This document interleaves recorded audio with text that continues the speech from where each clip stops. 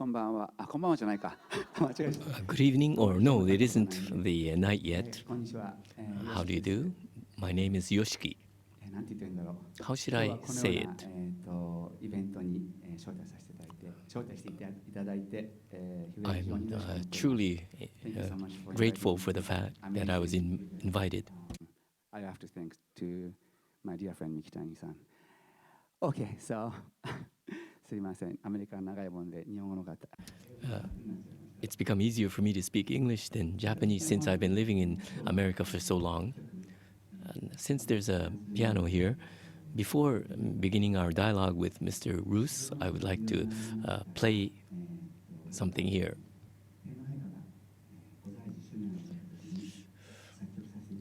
On the anniversary of the 50th year of the reign of His Majesty the Emperor, there is a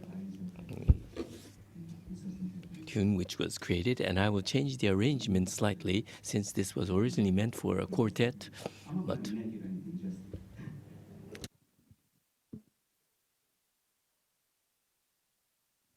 ドラムとか叩くとき上半身裸なのはあれ別に体見せたいわけ now whenever I take off my shirt when I'm using the drums, it's not that I wanted to show off my body, but just that it's easier to drum and allow me to tune the piano.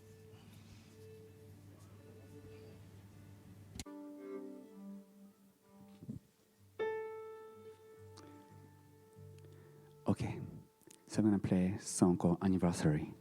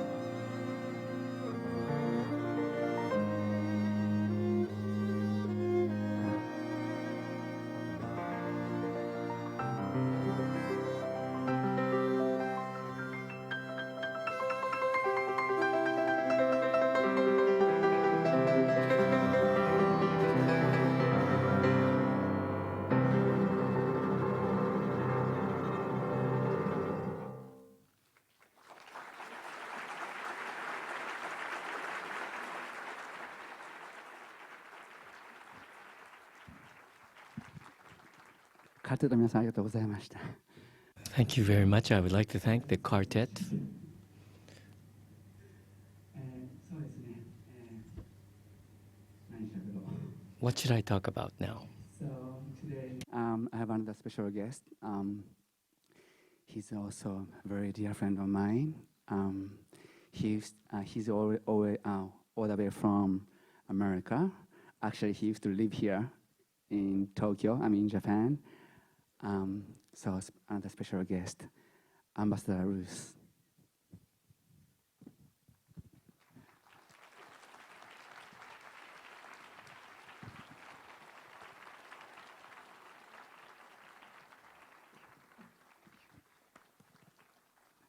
Thank you so much for coming.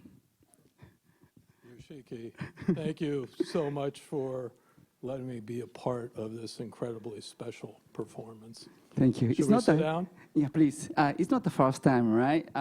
You actually came to the the X-Japan show in. I did. Listen, I had the honor of being the ambassador here for 4 of the most wonderful years of my life. And during that time, I went out to Yokohama and along with 70,000 of your fans had the first experience of seeing X-Japan. I remember you are doing X jump. I did the X jump. I know the fan club's over here, so let's see you guys all do it. The X jump. Okay. So yeah, very soon we could jump. So it was amazing. So And then when I left the ambassadorship, I went to San Francisco and had the honor of seeing you do a classical performance, including the beautifully touching anniversary song you just did today. That's right. Thank you so much for coming to. Yeah, actually, last year I toured as a classical pianist. I went to over 10 countries. So then I had a show in San Francisco. That was Davis Hall. Then you came with Mark too. I did. Mark Benioff, the CEO of Salesforce, who's a wonderful, wonderful entrepreneur, a wonderful philanthropist, Yes. and a friend of both of ours. Very good friend of ours. Yoshiki, let me ask you a few questions. We're here at the New Economy Summit with a lot of entrepreneurs talking about technological trends, and technology, as we've heard during this conference, has changed almost every industry. It's changed healthcare, it's changed transportation, it's changed education, it's changed agriculture, financial services, but it's also changed the music industry. And I'd be very interested in getting your thoughts on how you see technology impacting your industry. Okay, so as you know, the music industry is not really happening right this moment. Okay, so because I come from the classical music background, so I need to go back to 200 years ago. So 200 years ago, there's no really CD or anything. So anyway, past 50, 60 years ago, we started doing the vinyl to CD, then downloading. Now everybody's streaming. So there are several streaming companies, corporations such as Spotify or Google Play or Beat Music. So yeah, then for sure for the future, streaming is going to be the standard. But at the same time, the music industry has not been really compensating what we've been losing from the physical distribution. So streaming itself is not really contributing the enough income for the industry. So we get to the point from the beginning. That's interesting. But so that's my idea, and it could be the ISP, internet, service provider, might have to collect a little more money than what they have been collecting. They need to allocate some income to the contents holder. Contents holder doesn't mean not only music industry people, can be a film industry or anybody. So anybody who spend time in internet, so that's it's not like a taxing or anything. It can be like investment for the future, because music couldn't be survived without a lot of contribution from the people. So we are not just creating the only business. We're not selling the, of course it's a business, but we are creating a culture, we're creating arts. So we may need to come up with something like that. So let me ask you this. You're not only a musician, a composer, a producer, but you're also an entrepreneur. how are you, if at all, modifying your strategy, your personal strategy, in light of the comments you just made? I see. Yeah, again, the most important thing for me is always been music. But I needed to create my brand. So this kind of, time, somehow I've been surviving, actually thriving, is kind of like, branded like, some Yoshiki character, like, including Yoshiki, because that means Hello Kitty means Yoshiki. Yeah, something like that. Well, interestingly, you've really become a global brand, and as you said, you have Yoshikitty, Hello Kitty, you have your own credit card, you have your own race car, and I can go on with the incredible job that you've done with regard to branding. Many of the entrepreneurs and companies here in this session are interested in how one goes about in building a global brand for their company. Could you offer us some insights on how you've gone about doing that? Yes, the branding is not only important for the music industry, can be important for any corporation as well. I always look at big pictures. There's a saying, something like penny wise, pound foolish, something like that. I always think about a little ahead. So you may be losing, just money at this moment, but I don't think I can look at 5 years from now, because 5 years changing everything right this moment, like at least like a year or so, So then that's how I've been doing, branding myself, branding the image. So it's not easy to do that, but also branding is just branding too. You have to have real. Actually, if it's music industry, just you have to real music. If it's a computer industry or whatever, you have to have real products. Then, so that comes first. Then, yeah. Did you have expert advice that you relied on in developing the Yoshiki brand and the brand of X Japan? Exporting? Yes. We've been trying, yeah. So it's like the amazing example is Hello Kitty. So I've been living in Los Angeles over 20 years. Then also these days I hear a lot of Japanese names, such as in animation, especially also like Japanese cuisine, and there are tons of sushi restaurants around the world. And then some characters such as Hello Kitty, something like that, just spreading throughout the world, which is amazing. So something that we can learn from that kind of strategy as well. Yeah. Let me ask you this. Something and a theme that we've been talking a lot about in this conference is going global. It's been interesting watching your career in the short time that I've watched your career, but you said you've lived in the United States now for 20 years. Over 20 years, yeah. Interestingly, you were a superstar, rock star here in Japan. I've heard people describe you as anywhere from the Bono of Japan to you were the Beatles. Your group were the Beatles here in Japan. And many, and not only entertainers, but many entrepreneurs, for example, could take the easy route. And the easy route would be to remain a superstar here in your home country. But I saw an interview, actually, where you were asked, and this was ABC News in the United States, you were asked the question, why were you coming to the United States? Why did you go global? And your answer was, why not? And I'd love for you to expand upon that, because not everyone would say, why not? Why not? Yeah, exactly. I mean, you have to be tough. You have to really want this. Yes, when I went to America over 20 years ago, so I was testing, like, do you think I can survive here? Or do you think I'm less than people in the US, in terms of music? I couldn't think I'm just less than,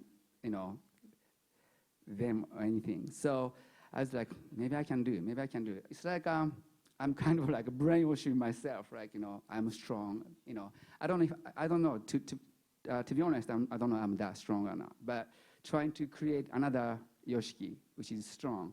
I mean, being in America, then coming from Japan, I mean, it's getting easier and easier these days, but 20 years ago, it was just tough. Also, on top of it, I didn't even speak any English at that time. I was almost 30s, then I was late 20s. Now you can figure out my age, but so yes, I had to start learning from English first. Right. Yeah. So what were some of the bigger challenges that you had when you first went abroad? I don't know. Was it English? Yeah, maybe the English was the hardest part. Right. I'm not sure actually. The composition, if you spend 10 hours a day or even 20 hours a day, or it could be 1 week straight, you may not be able to achieve anything. But learning English or learning something, you are better than 10 hours, ago, 10 hours. So studying is much easier than composition, come to think of it. So let me ask you this. When you've gone abroad, and we saw in the clip prior to your music that you've had sellout crowds throughout the entire world. One of the challenges, again, of this group here, of the entrepreneurs in this audience, is how do you approach different countries? Or do you approach different countries differently? You're dealing with not only the culture of the United States when you come to my country, but different cultures all over the world. Do you have to adjust? And if you do adjust, how do you do that? Good question. Yes and no. So some of the artists, from Japanese artists, went to America or Europe, and they tried to become American artists or European artists. I think it's great to learn their culture, but you don't have to change. I went to America, I went to the world as Japanese, but at the same time, I wanted to learn American culture. I even read Bible. I wanted to learn European culture. I wanted to learn Chinese culture. So I learned, I've been learning still, but that doesn't mean you have to change yourself. So yeah, that's.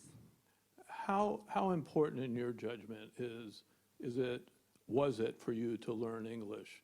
And how important is it, do you think, for these entrepreneurs here? I mean, this session is in English. Rakuten, Mikitani-san, has made English the official language of his company. Like it or not, English is the closest thing to being a global language, but at the same time, you don't want to lose the beauty of your own culture. From your perspective, how important is it for this audience to focus on the English language? It's like, when I first went to America, they had a recording session. Then I was doing the piano tracking. I thought that was my best track in my life, or something like that. That was a great take. And then because my English was not good enough, so my engineer erased it. Like, oh my God, I really have to learn English. But again, learning English is not that difficult. It's developing something or creating music, or there are so many more difficult things in your life. So just English is just if you spend like 2-3 years, that's it. You get it. I wish it was that easy. I spent 4 years here in Japan trying to learn Japanese, and it's still a challenge for me. But I'm glad you're speaking English to me. Let me ask you this. Again, a message that this conference and others have given to young entrepreneurs is, as you did in Going Global, not to be afraid to take risks. But one thing that goes along with taking risks is the risk of failure. And the message that I've given, that many people have given, that has been reemphasized at this conference, is failure is okay. Now, you're a superstar, and I don't know if you've had failures, but everyone has had difficult moments in their lives professionally. Have you had to deal with failure, and how do you deal with it, and How do you move past it? Failure. That's a really interesting word. I think this depends on how you look at it. Because everybody had failure, but what's the definition of failure? So if you don't think you failed yet, you still have a chance to you actually, end your life, to the last moment. So failure might not be just a failure. That might be just another chance for you to, re-energize. So yes, of course, I thought that was the end of the world. Yes, several times, but I didn't look at it that way. So yeah, I'm still keep doing it. So it's like, it's like Rome was not built in a day. So I've been in America for 20 years and I still keep doing it. I'm not like, I may be a little overrated. I'm not that big star yet. I'm pretty unknown, when it comes to the world. So I'm still keep doing it. So. Do you continue to push yourself in your music, to take chances with your music, to do new things that you haven't done before? I think so. Yeah, I'm always learning new technology and everything. Interesting is like this conference. Everybody actually I watched it through streaming something a little bit. A lot of people are talking about IoT, Internet of Things. I was thinking, then some of my friends saying 30 years from now, by year 2045, IoT is going to be the standard. So maybe 30 years from now, I may have to compete against, artificial intelligent composers. Because music is all about numbers, mathematics. So hope I win. Well, that's true. It's interesting how music is evolving. And I was talking to Mikitani-san at lunch, and he told me to ask you whether at some point you think you will be replaced by a robot. Actually, I just saw a robot yesterday. I was actually with Mikitani-san last night drinking wine. Then some of our friends brought the robot. By the way, is Mikitani-san here? Do you want to join us? Come on up.